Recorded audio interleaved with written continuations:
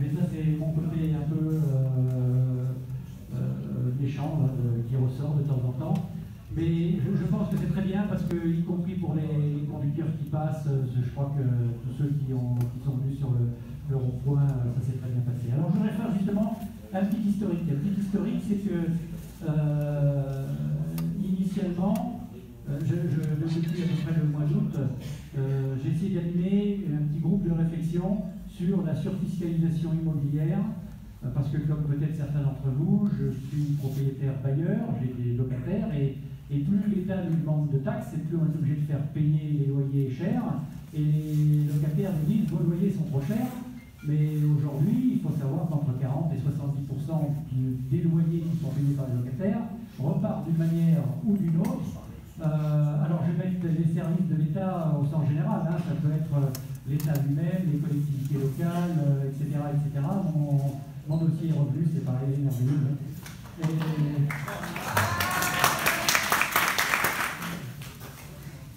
Donc j'avais animé ce groupe de réflexion. Et puis j'ai connu Christophe Chalençon un peu par hasard sur les réseaux sociaux. Je me suis dit, tiens, après tout, allons voir ce qui se passe. Et je me suis rendu compte de la chose suivante, je me suis rendu compte qu'on avait tous nos problèmes, qui paraît la c'est la vie, et qu'on essayait tous de résoudre nos petits problèmes individuellement, mais que globalement, si on avait tous nos petits problèmes, c'est qu'il y avait un vrai problème global. Et que finalement, à chaque fois, on essayait de résoudre notre petit problème en disant, tiens, toi, tu as des problèmes de taxe de carburant, je vais te donner 50 €. Après, tu te dis, les 50 €, je vais éviter à un autre, je ne sais pas, qui loue des appartements, par exemple. Et puis, quand le loueur d'appartement va aller trop, on va lui refiler 100 €, et puis on va leur piquer à quelqu'un d'autre, etc. C'est une espèce de chaise musicale financière. Et on s'est rendu compte, donc, là, il faut que ça s'arrête. Il faut que ça s'arrête. Et on a commencé à faire une liste, au départ, une liste des choses qui nous semblaient ne pas aller bien. Alors, je vais vous donner qu'une page, il y a 3 pages comme ça. Hein. Il y a 3 pages comme ça, le 17 novembre, c'est à cause du référendum de 2005. Quand même, on a fait un référendum pour dire qu'on ne voulait pas rentrer dans une Europe comme elle se prévoyait. Et puis, boum, notre président de l'époque, M. Sarkozy, il a changé de 3 virgules, il l'a signé. Après, ils ont refait une autre commission au Portugal pour dire finalement, c'est pas la peine de référendum, on va faire ça entre nous. Donc, pour les gens qui ont l'habitude d'une démocratie comme en France, c'est un peu surprenant.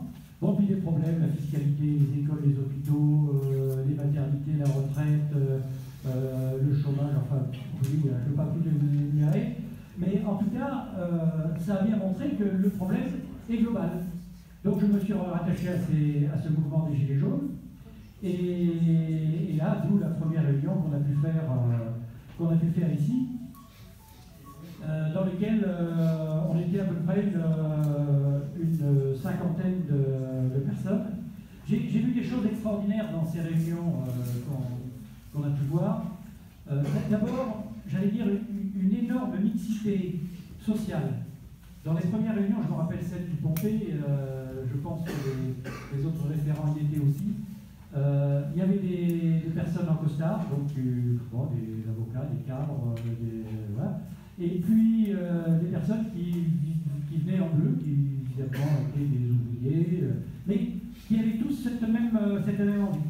Il y a une deuxième chose qui avait choqué, c'est le nombre de femmes qui assistaient à cette réunion et qui n'étaient pas contentes. Et vous savez, il y a, je ne sais plus quel poète qui a dit les révolutions arrivent lorsque les femmes ont faim aux portes des moulins.